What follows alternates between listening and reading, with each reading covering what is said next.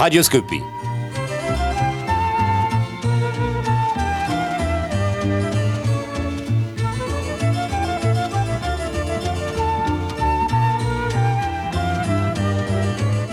Radioscopie.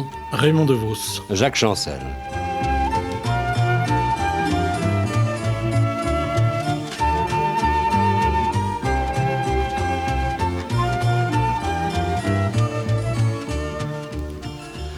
Raymond DeVos, à quel moment l'absurde devient-il réalité? Est-ce au moment où vous arrivez quelque part? Parce que lorsque vous entrez, c'est déjà un moment de vérité. Un moment de vérité pour qui? Pour tout le monde. Pour tout le monde. Alors, vous voulez dire par là que je fais peur? Vous pouvez inquiéter, justement, parce que vous poussez l'absurde si loin que l'on peut croire que c'est la vraie réalité. Eh bien, il faut bien tout de même souligner l'absurde, étant donné que c'est le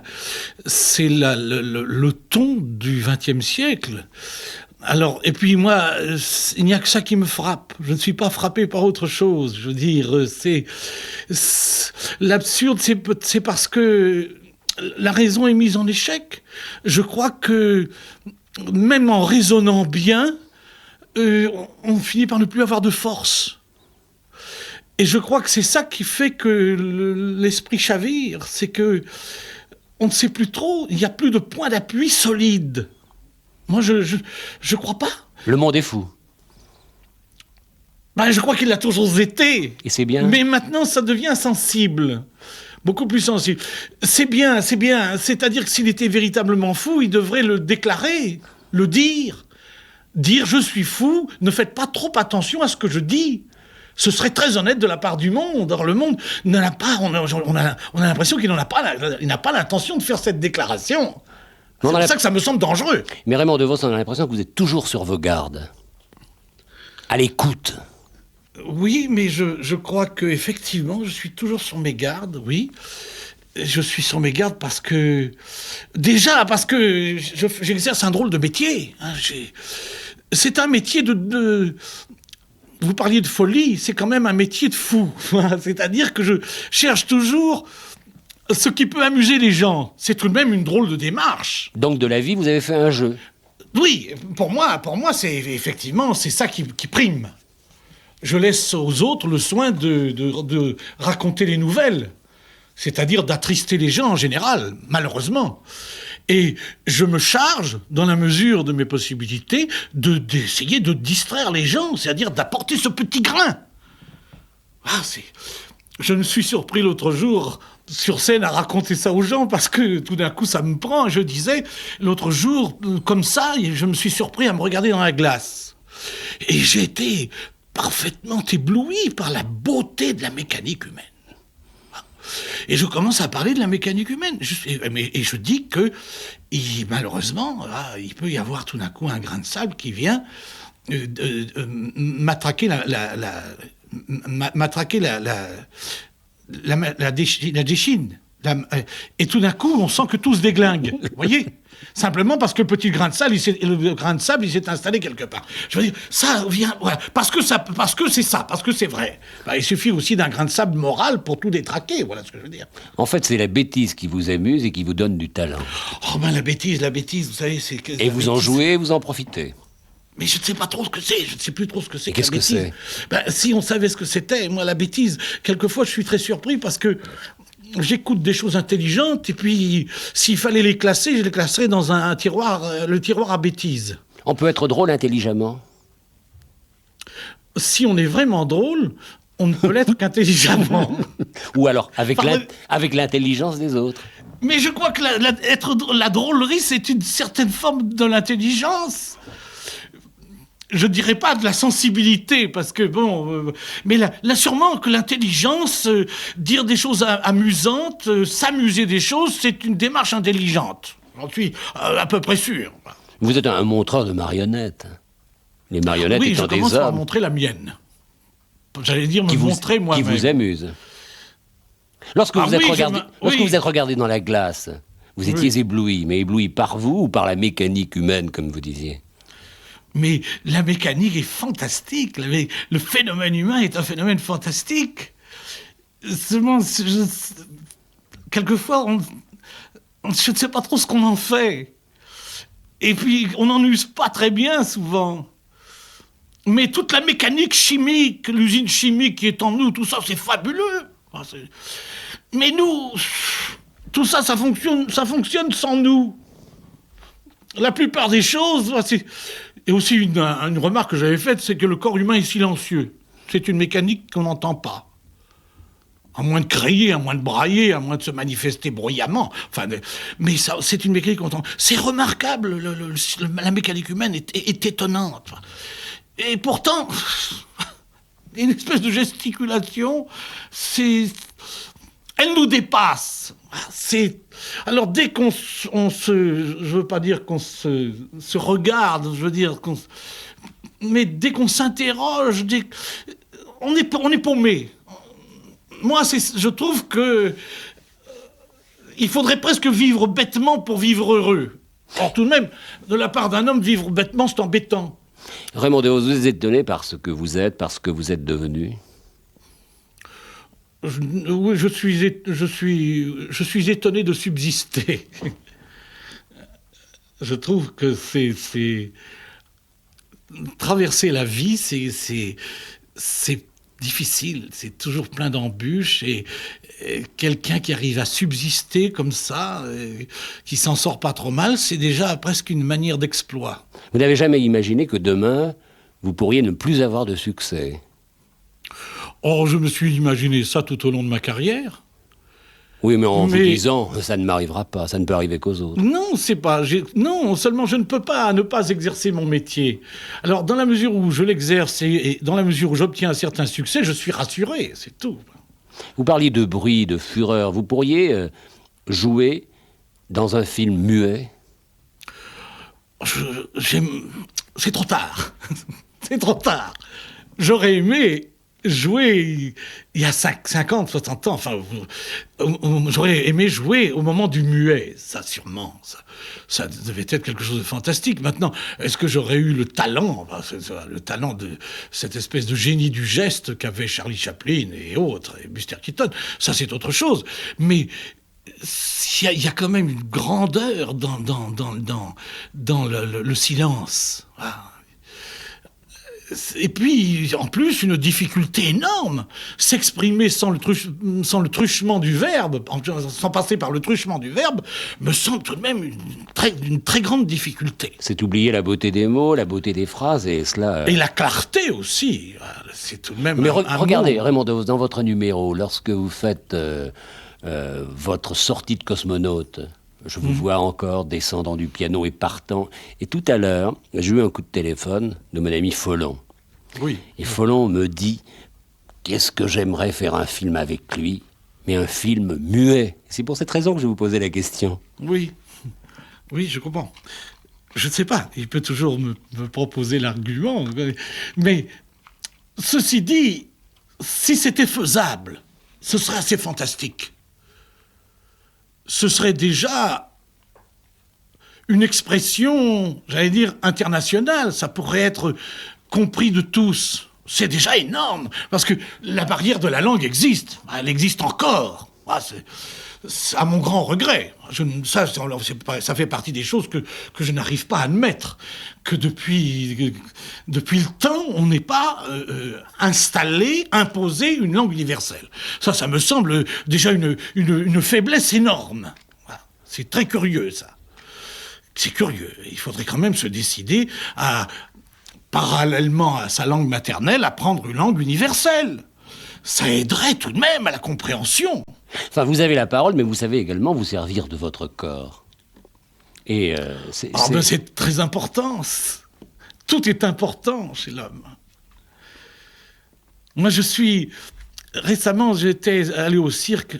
Excusez-moi, j'aime bien passer du coq à l'âne comme ça, mais je suis allé au cirque et il y avait des singes. Il y avait un numéro de singes. Et alors, évidemment, après, on a voulu faire une photo. Alors, je me suis mis parmi les singes. Et alors, j'ai pris un singe comme ça dans mes bras et alors il m'a donné la main. C'est une petite main froide, mais je sais pas. Et alors ce singe me regardait avec une tendresse, il mettait sa tête comme ça sur mon épaule. Et il avait un regard, là où j'ai compris quand même quelque chose. C'est que, par exemple, mon chien, quand il regarde, son regard est dynamique.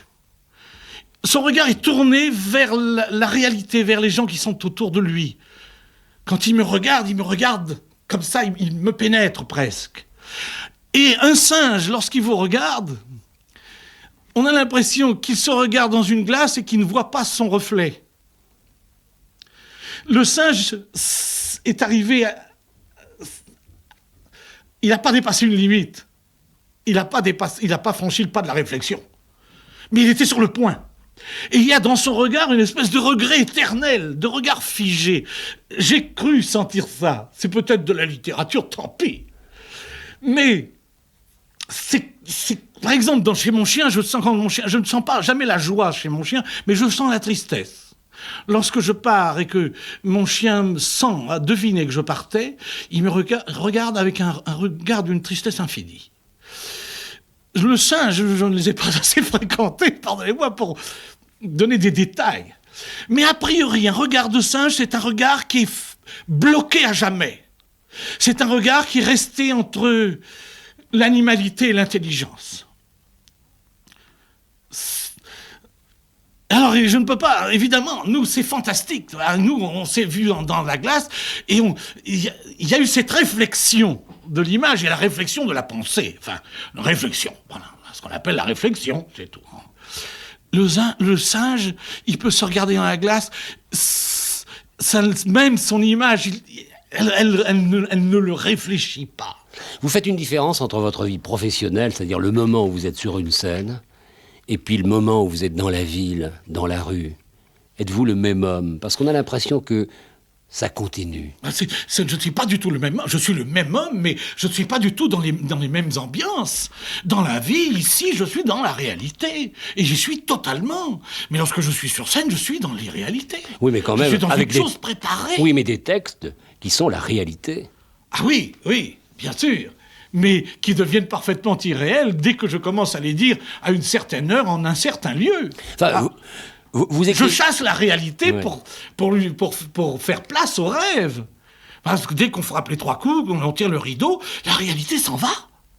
Enfin, Raymond Devos, vous écrivez des textes qui sont la somme de vos moments parlés, parce que vous les travaillez. Vous êtes dans votre voiture, je le sais, il y a une petite cassette, il y a un micro, et puis une idée vous vient. Oui, je m'en sers jamais. Non? C'est toujours pareil. Oui, mais quelle différence il y a entre la chose écrite et la chose parlée? Parce qu'à un certain moment, vous devez faire un livre, puis vous vous êtes arrêté. Attendez. La peur d'écrire, alors que vous écrivez. Oui, non, c'est pas ça du tout. Je peux très bien improviser un sketch, je veux dire le parler avant de l'écrire. Et c'est souvent comme ça qu'un sketch me vient. Je commence par le parler, quelquefois à me le parler. C'est-à-dire, je me le dis.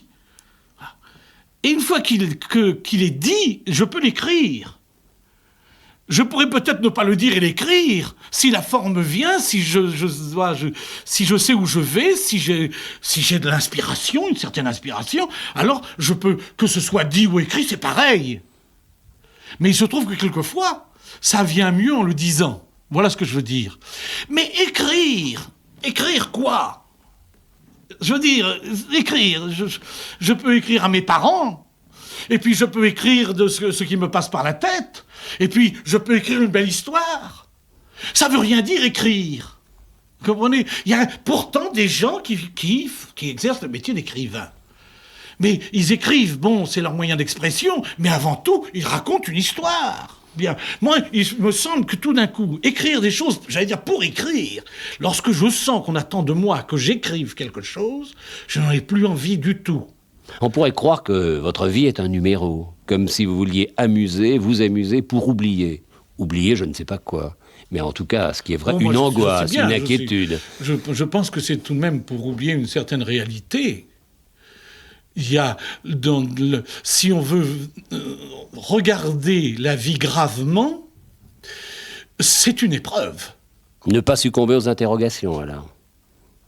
Ben, les interrogations, bon, il y a un tas d'interrogations, vous le savez très bien, que l'on se pose, que l'on s'est posé, que l'on continue de se poser, et qui n'ont pas de réponse. On le sait et on continue de se poser ces questions. Alors bon, rien que ça. Alors, peut-être pour éviter tout d'un coup de retomber toujours dans les mêmes grands problèmes qui nous dépassent, on a envie tout d'un coup de se mettre en récréation. Quand on parlait de la folie du monde, c'est un petit peu ça. En tout cas, moi, c'est à ça que je pensais. Je pense que on a tellement été raisonnable depuis des milliers d'années que peut-être qu'il faut tout d'un coup faire une pause et dire, écoutez, on va un petit peu se distraire, on va un peu se détendre. Lorsque vous vous écoutez, vous vous faites rire ? Lorsque je m'écoute déraisonner, je m'amuse souvent. Lorsque je m'écoute dire des choses graves, je ne me fais pas rire du tout. Je m'inquiète. Enfin, depuis un certain nombre d'années, on écrit sur vous, Raymond DeVos. On dit voilà comment il est, voilà comment il raisonne, voilà comment il se conduit. C'est-à-dire qu'on vous raconte comme vous ne pourriez jamais vous raconter, peut-être. Absolument, absolument. Je suis Alors, toujours très surpris. On dit des choses exactes ? Quelquefois, oui. Vous êtes reconnu dans des papiers ? Ah oui, souvent. Je trouve que souvent c'est une bonne analyse. Peut-être forcément incomplète. Forcément. Moi, je bouge tellement. Je vous l'ai déjà dit, je peux dire une chose un jour et puis quelques jours après dire absolument le contraire. Ça dépend de Avec la plus grande sincérité. Avec la plus grande sincérité. C'est une question d'humeur, c'est une question Il y a une chose à écrire sur l'humeur. Je trouve que c'est assez fantastique, selon... Par exemple, dire... ça se voit, par exemple, en voiture, c'est caractéristique. Raconter, par exemple, que j'arrive à un carrefour, je vois arriver une voiture sur ma droite, elle a la priorité, je m'arrête pour la laisser passer, et le type, lui qui est de bonne humeur, décide de me laisser passer, de s'arrêter, et malgré la priorité, de me laisser passer. Et moi, je me dis, c'est merveilleux, ce type, c'est pour la belle humeur. Il est de bonne humeur, alors il a le geste, il me fait passer. Bien. Si moi, je suis de bonne humeur aussi, mais si je suis de mauvaise humeur, qu'est-ce que je vais dire ? Je vais dire, ce type, il est bête. Il a la priorité, il n'en use pas. Il me laisse passer, c'est un imbécile. Vous voyez ce que je veux dire ? Selon l'humeur dans laquelle on est, on peut très bien vraiment réagir d'une façon tout à fait différente. Il faut compter avec les humeurs. Voilà ce que je dis. Comme avec les sentiments. Un jour, Raymond DeVos... On fait un peu fi des sentiments. Vous saurez vous taire ? Non. C'est-à-dire que quand on ne m'interrogera plus... Vous vous interrogerez à ce moment-là. Peut-être que je m'interrogerai, mais ce sera déjà, en tout cas, j'aurai déjà fait un pas. Enfin, le jour où je ne me serai plus interrogé. Lorsque vous êtes sur la scène, vous avez l'impression d'être en pleine solitude ou vous êtes avec les autres ? Oh, vous parlez d'une solitude, je suis avec 800 000 personnes. Oui, mais avec vous-même surtout. Ah oui, mais Vous êtes tout seul dans tout ce que vous faites. Je suis tout seul avant, et puis je suis tout seul après. Mais pendant, je sais pas, je suis les autres. On est tous, on est en pleine communication. Et vous savez vite lorsqu'ils sont avec vous. Ça se reconnaît à des petits signes. Ah ben ça c'est fantastique. Ça ne s'explique pas ça. Dès que l'on rentre sur scène, dès que l'on s'adresse aux gens, on sait s'ils vous écoutent ou pas. Vous pourriez faire confiance, vous, Raymond DeVos ? Ça m'est un peu difficile. Parce que vous êtes trop occupé de vous-même ? Occupé de moi-même, forcément je suis occupé de moi-même, mais qui ne l'est pas ? Je veux dire, c'est... Occupé de soi-même... J'ai l'impression que je suis moins occupé de moi-même que mon voisin qui s'occupe de sa voiture et de sa famille. Bien sûr, c'est merveilleux. Moi, je sais pas, peut-être que je suis un affreux égoïste, je n'en sais rien, mais je n'en suis pas si sûr que ça, finalement. Parce que, oui, je suis préoccupé de moi-même, mais je suis préoccupé de moi-même pour en tirer quelque chose. Je veux dire, c'est positif. Ce n'est pas une contemplation béate. Je ne suis pas en contemplation béate devant moi-même. Oui, mais je suis constamment surpris par ce que je suis, par ce qui m'est arrivé. C'est-à-dire le fait d'exister, d'être conscient d'exister, me surprend, m'étonne et me ravit aussi. Et c'est de ça dont j'ai envie de parler, tout le temps.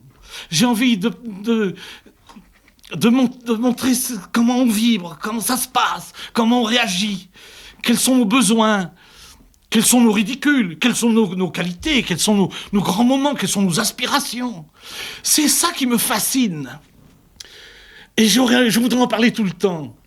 Seulement, parler de ça, il y a des gens d'ailleurs qui sont mieux placés que moi, parce qu'il y a des gens qui se sont posés, qui ont étudié toutes ces questions avec beaucoup d'attention et beaucoup de soin. Moi, je suis un petit peu... Bon, je suis le bouffon, quand même. Alors j'ai envie de parler de tout ça en parlant des petits travers. Le bouffon, oui, pas. mais vous savez que vous êtes le bouffon génial, on l'a beaucoup dit, et vous finissez par le croire. Absolument pas, justement. Vous comprenez ça? Ça, on me l'a souvent dit. Quelquefois, je me suis posé la question, tout de même. Je me suis dit, à force, vraiment, on le dit tellement. Et puis, à la réflexion, non. Non, à la réflexion, non. Bah, vous savez que vous avez un don. Dieu merci, je veux dire, si je n'avais pas ce don, je ne pourrais pas exercer ce métier. Je suis sûr d'avoir en tout cas, d'être doué.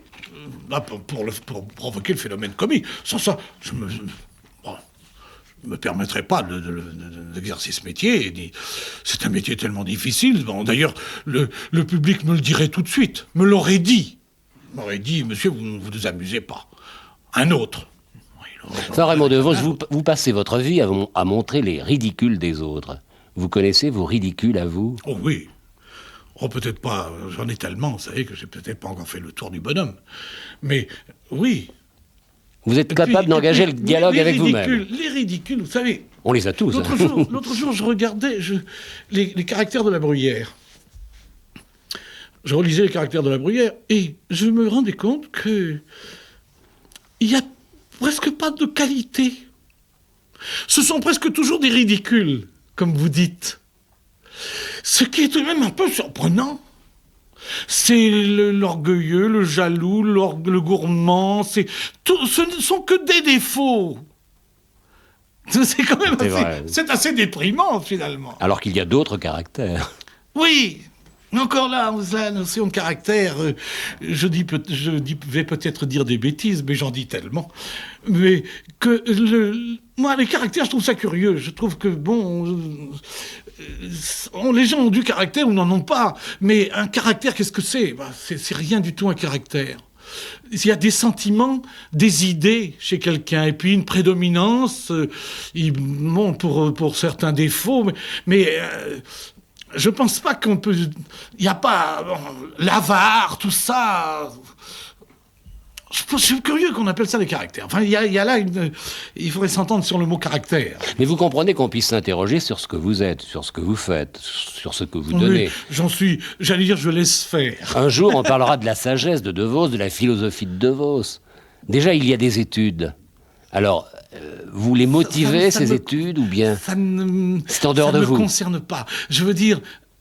Par moments, si je m'y arrête un peu, c'est plutôt, je pense que c'est plutôt flatteur. Mais ce n'est pas du tout essentiel. Ce qui est essentiel, c'est que je continue d'amuser les gens. C'est primordial, c'est ce que j'ai toujours voulu faire, c'est ce que je fais et ce que je continue de faire. Vous avez été inventé pour amuser les gens. C'est du moins ce que je crois. Ce n'est pas non plus une certitude, mais c'est ce que je crois. En tout cas, je m'y sens très à l'aise. Ce n'est pas facile du tout, mais c'est tellement fascinant que même si c'est difficile, ça n'a pas d'importance. Tout à l'heure, Raymond Devos, je vous demandais, et si demain vous n'aviez plus de succès et on est passé à autre chose, vous sauriez, par exemple, assumer un échec? Ça me serait très difficile. Inacceptable. Peut-être.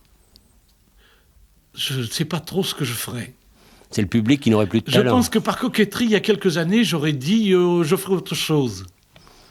Je n'en suis plus sûr du tout.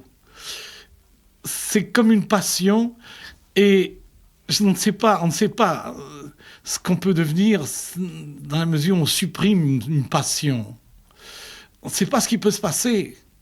Et moi, je n'en sais rien du tout.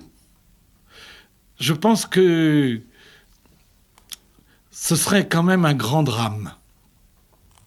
Mais vous n'y pensez jamais. Oh, j'y pense quelquefois, si. Mais je pense que quelquefois le hasard fait bien les choses et que on meurt à temps. Il y a des gens qui meurent quand il faut. Et moi, je voudrais mourir quand il faut. Je voudrais mourir comme tous ces comédiens qui meurent sur scène.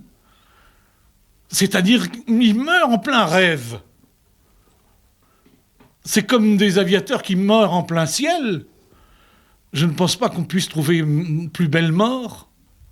Molière est mort admirablement, à la mesure de son génie. C'était indépendant de sa volonté. Mais on imagine mal Molière vieillissant dans un coin, sans doute abandonné, plus ou moins. On n'imagine pas. Déjà, quand le roi faisait semblant de bouder, il en était fort marri. Il en était extrêmement touché, blessé même. Il y avait des amitiés et des admirations dont il ne pouvait pas se passer.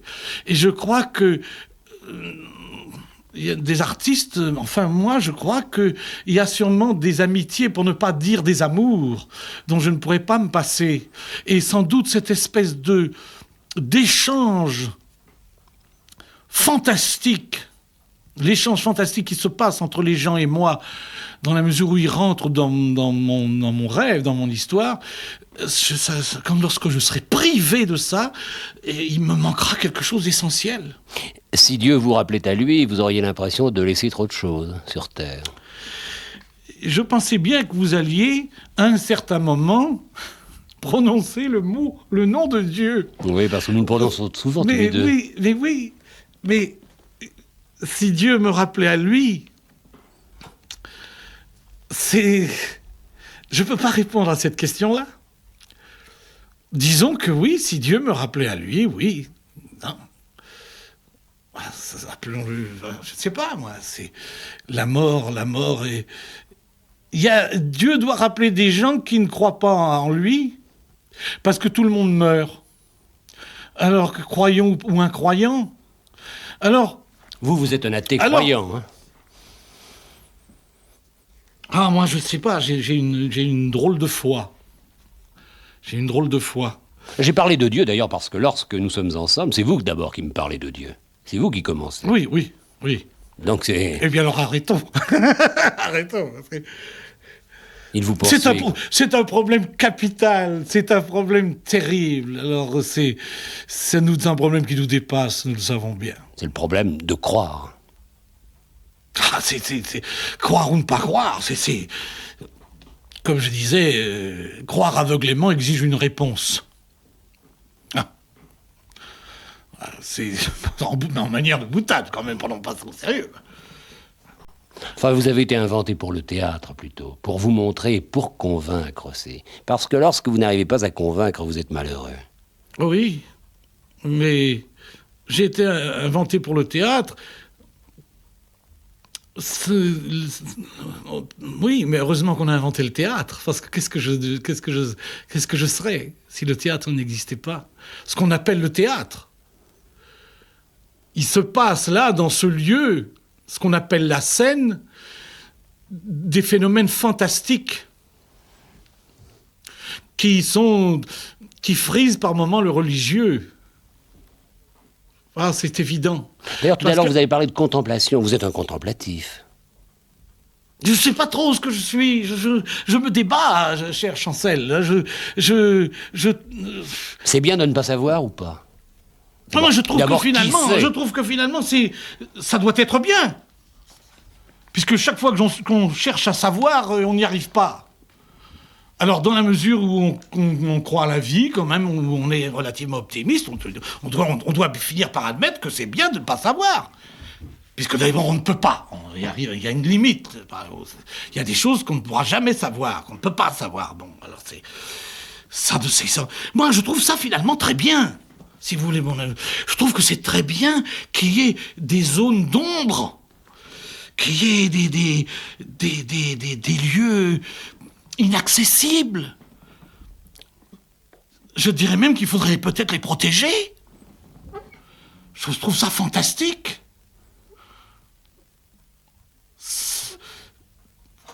tout comprendre d'ailleurs, tout comprendre quoi. Qu'est-ce que vous voulez comprendre? On peut rien, on est tellement dépassé par les choses.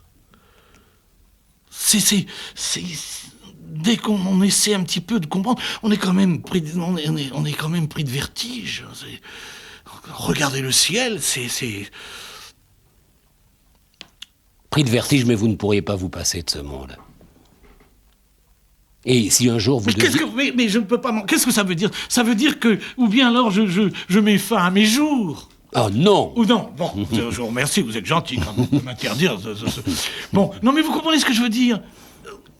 À un moment, j'ai pris conscience d'exister, et j'existe, et je vis, pour employer un mot moderne, j'assume ma vie, jusqu'au moment où quelqu'un me la retirera pour vous faire plaisir. Oui, mais un jour, peut-être, vous vous arrêterez. Mais pourquoi faire? Je crois que je continuerai à vivre exactement dans la mesure où j'arrêterai, la vieillesse, peut-être, bon. Mais je continuerai à vivre de la même façon. Bon, je continue à rêver, à écrire des petites histoires, j'en suis à peu près sûr. Je ne les présenterai plus. Ces histoires resteront dans mes tiroirs. Mais je continuerai sûrement à... Je ne peux pas m'empêcher de vivre d'une certaine façon. Ça, je ne peux pas. Alors, il se trouve qu'il y a une application fantastique par le truchement du spectacle, qu'il y a des lieux où je peux raconter ces histoires, où les gens viennent les entendre. C'est fantastique. Bon, évidemment, si tout d'un coup ce phénomène-là ne se faisait plus, bien, peut-être que je continuerai à raconter des histoires pour moi, mais ça m'étonnerait. Lorsque vous êtes sur une scène, il faut vous prendre au sérieux? Car ce que vous dites, très souvent, c'est sérieux. C'est pas sérieux du tout. Vous l'accompagnez de nos rires. Ah, c'est pas sérieux du tout. Si c'était sérieux, les gens ne riraient pas. On ne rit pas du sérieux. Si c'était sérieux, moi je ne me permettrais pas. Là, aujourd'hui, je me sens un peu sérieux en face de vous. C'est pas déplaisant, d'ailleurs. Mais je ne suis pas sûr que c'est... Mais dans la vie, vous êtes sérieux. Je suis bien obligé de voir les choses sérieusement pour après en faire, si vous voulez, la satire. Pour faire une bonne satire, voilà. Il faut bien voir les choses en face. C'est la grande question. Moi, je pense qu'il ne faut pas rêvasser. C'est-à-dire que on en vient un petit peu à ce qu'on disait tout à l'heure, c'est que lorsqu'on est dans la vie, lorsqu'on est dans le réel, il faut l'être totalement avec les yeux grands ouverts. Bon. Et puis, quand on les ferme, là, il faut se laisser aller dans un autre monde qui est le monde du rêve, de l'imagination, je ne sais pas, un autre monde, le monde peut-être de... Il ne faut pas les mélanger. C'est pour ça que lorsque je vois certaines personnes faire du spectacle dans la rue, je pense que c'est une erreur magistrale. On ne fait pas du spectacle dans la lumière du jour. Il y a quelque chose qui ne va pas. Vous savez, quand je joue en matinée quelque part et qu'on ne peut pas, il n'y a pas de store, ça se fait très mal. La lumière du jour ne se prête pas à la rêverie. C'est pour ça qu'il faut tirer les stores et puis il faut une certaine lumière. Créer un monde. Presque organisée. Il faut localiser, il y a un lieu, il faut... Vous auriez pu être un tribun politique. Vous avez la voix, le geste, vous pouvez aboutir... J'aurais pu, pour rire, sûrement. Ah, mais on ne rit pas avec ses chaussées. Ah, ce serait fantastique. Vous voyez à la Chambre des députés, par exemple? Ah, ce serait étonnant. Prenant la parole? Ah, ce serait étonnant. Moi, je m'y verrais bien pour une séance exceptionnelle. Mais je ne pourrais pas recommencer. Une fois comme ça, oui, je pense que ce serait... Mais je ne suis pas sûr qu'on ferait tellement... Je ne suis pas sûr qu'on ne prendrait pas ce que je dis au sérieux. Je suis assez pessimiste sur ce plan-là. Parce que parler pour ne rien dire, c'est... Vous savez, ça... Il suffit d'une grande conviction, d'employer des mots qui sonnent bien, qui ont certaines résonances, et puis ça peut suffire pour faire illusion. Ah, parce que, encore une fois, quand on dit des choses sérieuses, on n'est pas sûr d'être écouté, du moins d'être entendu. Alors que lorsqu'on dit des choses avec esprit, avec humour, en général, sous cet aspect de plaisanterie, on comprend beaucoup mieux les choses. Vous avez des idées politiques. Elles sont tellement brouillées que finalement je me demande si j'en ai. Mais vous pensez que vous avez raison lorsque vous exprimez ces idées? De quoi, les idées politiques? Les vôtres, oui. Êtes-vous sûr d'avoir raison La politique, déjà, ça va à l'encontre du métier que j'exerce. Parce que je veux avoir le droit de dire ce que j'ai envie de dire sans aucun parti pris. Je ne veux pas ménager mon humour. Si je veux pouvoir parler contre le gouvernement si j'en ai envie, si je juge que c'est nécessaire, et contre l'opposition si je pense qu'il faut le dire. La peur de ne plus être libre. Ah oui, ah oui. Pour moi, la liberté, c'est capital. Mais alors, sur ce point-là, je suis un homme extrêmement libre. Je suis libre à tel point que je m'amuse quelquefois à défaire les choses. Vous pensez qu'une vie, c'est suffisant pour un homme? Parce qu'on passe à côté de tellement de choses. Oui, ça c'est un problème terrible, parce que là, vous soulevez le problème... Déjà, vous soulevez le problème du comédien, qui, lui, n'accepte pas sa vie. Il a besoin de changer de peau. Et c'est pour ça que quand il ne peut pas s'incarner dans un personnage, comme ça inventé par quelqu'un, il n'est pas toujours très bien dans sa peau. C'est le phénomène du comédien, c'est un phénomène fantastique. Parce qu'on l'est tous un peu. C'est le phénomène de tout homme. Voilà. Seulement, chez l'un, il est déclaré. Il est reconnu, il est admis. Les autres ne le savent pas trop. Mais il y a un tas de gens qui voudraient... D'ailleurs, il y a un tas de gens qui jouent des personnages dans la vie. Mais beaucoup plus qu'on ne croit. Vous êtes vous-même? Moi, je suis moi-même dans la mesure où je m'oublie. Je suis moi-même dans la mesure où je ne pense pas à moi. Et je crois que c'est ça, si vous voulez la vérité. Être soi-même, c'est s'oublier. Et c'est pas toujours facile de s'oublier. Ne pas être en représentation. Il faut des conditions.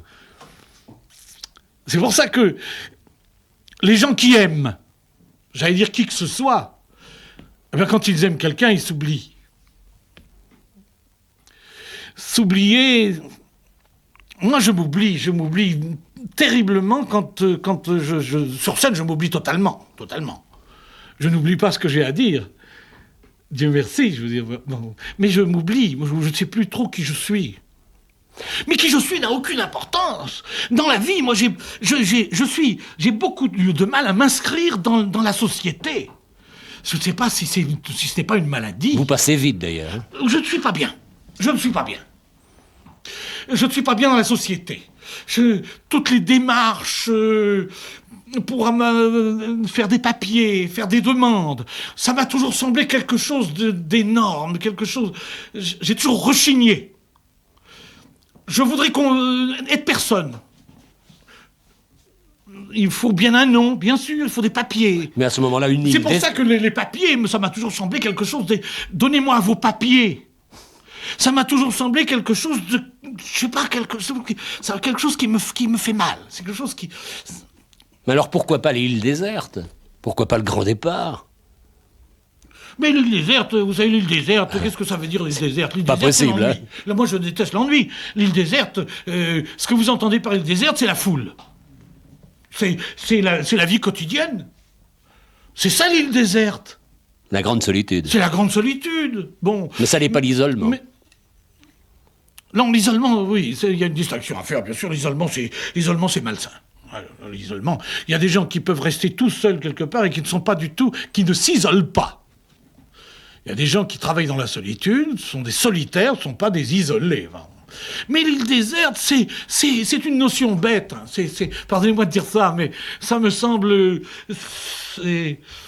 C'est la possibilité. Alceste a dit, vivre dans un désert à l'approche des humains, il y aurait jamais été dans le désert. Démission totale. C'est à partir d'une espèce de vie en société, qu'il a prononcé cette phrase, mais il était déjà dans le désert. On parlait tout à l'heure de cette vie qui va vite. Faut-il 2 vies pour faire tout ce que l'on a envie de faire, parce qu'il y a la boulimie du savoir, il y a l'orgueil de tout connaître, et pourtant c'est bon parfois d'ignorer, parce que c'est lorsqu'on ignore qu'on sait regarder. Mais vous savez, nous revenons au problème essentiel, où il y a une autre vie, alors on est sûr d'en avoir 2, en tout cas une deuxième. Alors vous y croyez à cette autre vie ? Une autre vie où vous ne seriez peut-être plus Raymond DeVos ? Je ne peux pas y croire. Je ne peux pas y croire. Je pense que si une autre vie existait, si elle était possible, on n'aurait pas une telle imagination qui prête à confusion. La force de l'imagination, c'est quelque chose d'inouï. On n'aurait pas ce phénomène du rire, qui est un phénomène essentiellement humain, qui est quand même une espèce de possibilité de se libérer en se moquant. Eh bien, si on était traversé par la grâce, par une transcendance, je ne pense que tous ces petits phénomènes humains finiraient par s'en aller. On deviendrait tous des saints, petit à petit. Je ne pense pas qu'on en prenne le chemin. Raymond DeVos, vous êtes scrupuleux, angoissé, occupé, mais êtes-vous modeste ? Je crois que lorsque je suis modeste, je le suis faussement. Je ne pense pas que la modestie soit naturelle. Je ne le crois pas du tout. Parce que vous êtes épris d'absolu. Ça, je le sais. Mais je crois que ma modestie, elle se mélange avec un certain orgueil, une certaine politesse aussi vis-à-vis des autres, ne pas paraître supérieur aux autres. C'est très ambigu, ces sentiments-là, sentiments de modestie, comme c'est le sentiment d'orgueil, comme tout ça. Moi, je ne sais pas trop, je vous le répète.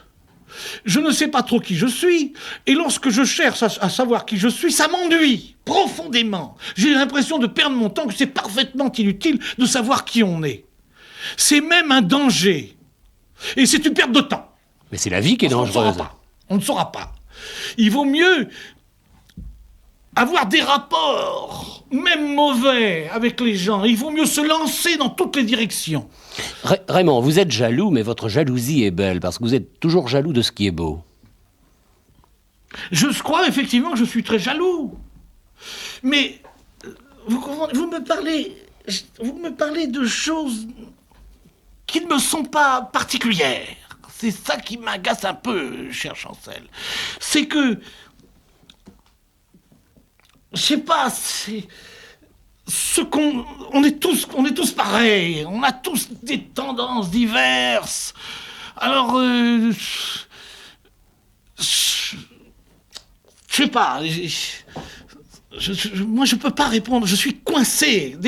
Est-ce que vous êtes jaloux, est-ce que vous êtes orgueilleux, comment vous comportez-vous? Je sais pas, je me comporte tellement d'une façon différente. Ça dépend de la situation, de l'instant, de tout ça.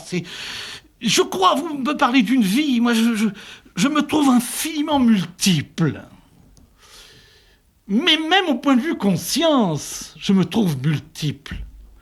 La conscience, évidemment, elle est complète, elle est toujours ramenée à un certain visage qui est le mien, à une certaine complexion qui est la mienne. Mais si j'avais pas ça, c'est-à-dire que j'avais pas de temps en temps un miroir qui reflète une certaine tête qui est sur ma carte d'identité et que je ne peux pas changer. Si j'avais pas ça, je pourrais m'imaginer 100 physiques différents selon ma conception, la conception du moment. Par exemple, par moment, je suis Don Juan. Si j'aime une femme, je suis un don juan. Je ne verrai pas éventuellement ma laideur. À moins que, par inadvertance, je passe devant une glace. Vous parlez de votre laideur parce que vous ne vous trouvez pas du tout laid. Absolument. Absolument. Autrement, Ça, je vous peux n'employeriez bien- pas le bien mot. entendu. Bien entendu. Forcément. Bien entendu. Mais vous êtes adulte? Ça, je n'en suis pas sûr du tout. Et C'est une grâce, être alors. adulte, je ne sais pas trop ce que c'est. C'est dangereux. Je ne sais pas.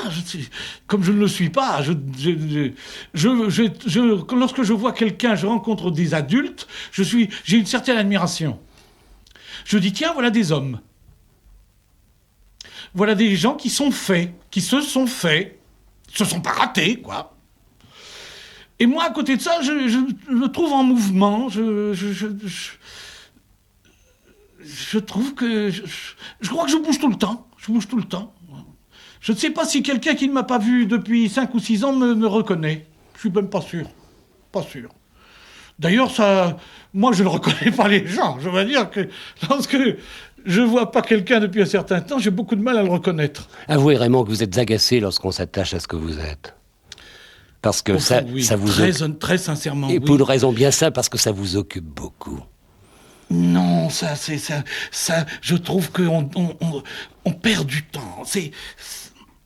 On en fait perdre aux auditeurs, en plus.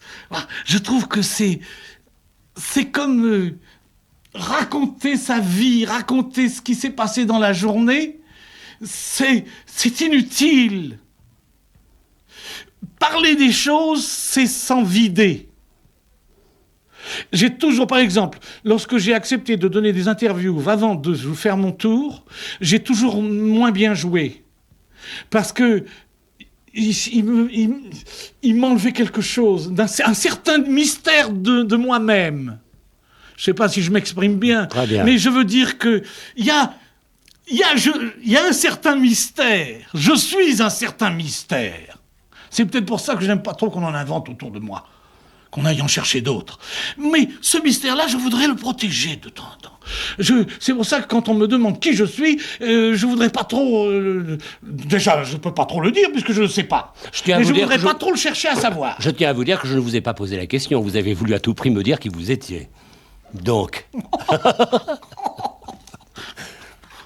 Comme quoi, Quelle insolence. Comme quoi, il y a quand même une explication du personnage. Non, mais en fait, on tourne quand même autour de soi-même, qu'on le veuille ou non. Et c'est votre propre métier qui est en jeu. D'ailleurs, je me demande si, une fois, vous n'avez pas un peu douté de votre métier. Le métier ou moi-même? Vous avez dû vous poser cette question. Ah oui, ça, c'est évident. Ah, ça, c'est même une question extrêmement importante lorsqu'on commence le métier, parce qu'il y a quand même sa vie d'homme. Moi, je pense qu'à un certain moment, j'aurais pu choisir de devenir un homme. Et que j'ai refusé ce choix. Devenir un homme, c'est prendre des responsabilités d'homme, etc. C'est peut-être une grande lâcheté. Tant pis. Il faut bien choisir.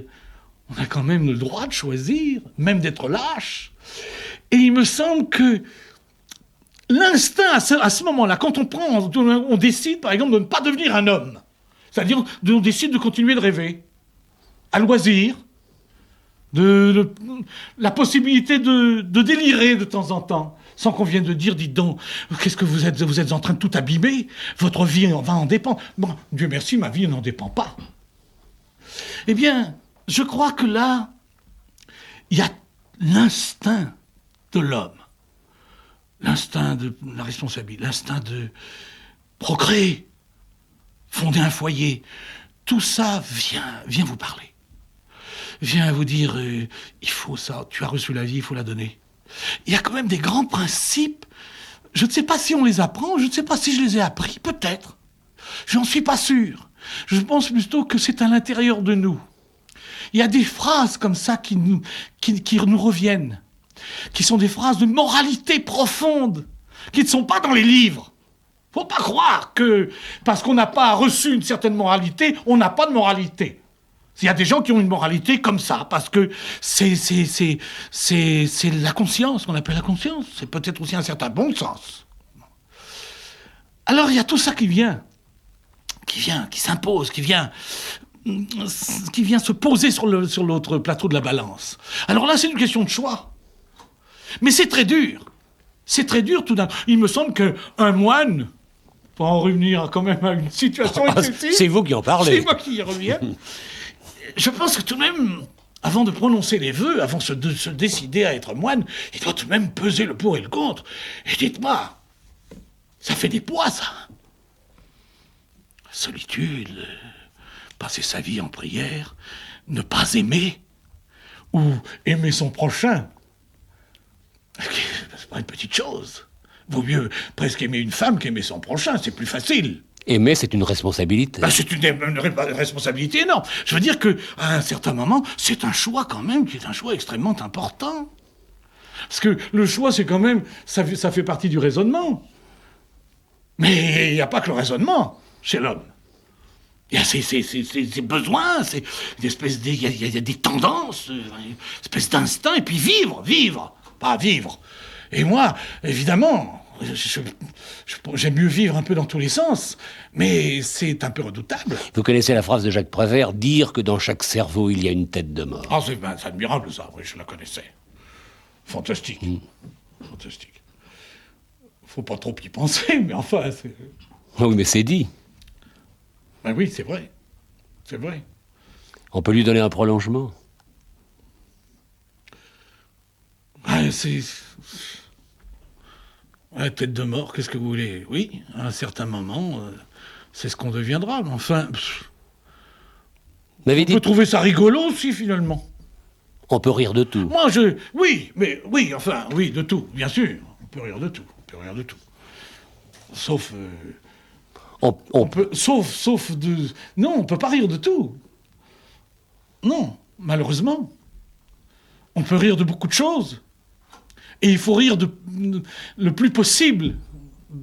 Mais non, on peut pas rire de tout. On peut pas rire des drames. On peut pas rire des... Il y a des visions qui ne sont pas supportables. Je crois qu'il faut essayer de rire des choses pour ne pas ressentir une certaine honte, quand même. Il y a des choses insupportables. Il y a des choses qui... Ah, si de temps en temps... Moi, par moments, j'ai quand même... J'ai honte d'être un amuseur. Je ne pourrais pas être autre chose, je le répète, mais par moments... Il m'est arrivé, par exemple, de faire de parties d'émissions où il y avait une actualité qui était... d'ailleurs, comme tout à l'heure, on a parlé quand même du Portugal, et en ce moment, il se passe des choses qui... C'est vraiment... On sent qu'on rentre en plein... On rentre dans le drame, un drame qui peut être épouvantable. Alors, derrière ça, tout d'un coup, on dit « Monsieur, vous êtes un amuseur, bon, alors, parlez-nous donc. » Alors, c'est une grande légèreté. Moi, je me suis... j'ai choisi la légèreté. Et vous avez prononcé vos vœux de légèreté. Oui, j'ai prononcé mes vœux de légèreté. Ouais. Et je suis bien obligé de... Et on pourrait même porter joyeusement son mal de vivre, ce que vous faites peut-être. Non, mais je veux dire que... Moi, j'ai un tas d'ennemis. Tous les événements, dans la plupart des cas, sont mes ennemis. S'ils viennent attrister les gens, et je me dis, alors, derrière ça, qu'est-ce que je vais pouvoir dire pour compenser ? Je crois qu'on a du mal à compenser, parce que vraiment les drames. En fait, il faut vivre quand même, les drames. On ne peut pas être insensible aux drames. On ne peut pas rester insensible devant certaines situations effroyables, devant certaines visions. Mais il faut vivre aussi. Alors faut-il vivre sa vie de clown, car nous sommes tous des clowns. La raison du plus fou. Il faut faire la part du fou, j'y reviens constamment. Ça n'empêche pas d'être sérieux quand il faut, d'être grave quand il faut. Mais de temps en temps, pour l'amour du ciel, il faut déraisonner. Un petit peu comme ça. Enfin, Raymond DeVos, nous nous sommes rencontrés plusieurs fois. Pour la première fois, vous m'avez parlé de vous, et à fond. Vous l'avez bien cherché. Vous l'avez voulu. Et vous me l'avez même reproché. Ça vous a agacé, enfin vous étiez vous-même. C'est-à-dire, dès lors que vous ne jonglez plus avec les mots... Moi, je ne me suis pas trouvé différent du tout, c'est drôle. Mais moi non plus, d'ailleurs. Parce que vous étiez vous-même, et peut-être vous êtes vous-même reconnu. On ne sait jamais. Merci, Raymond DeVos. Je t'en prie.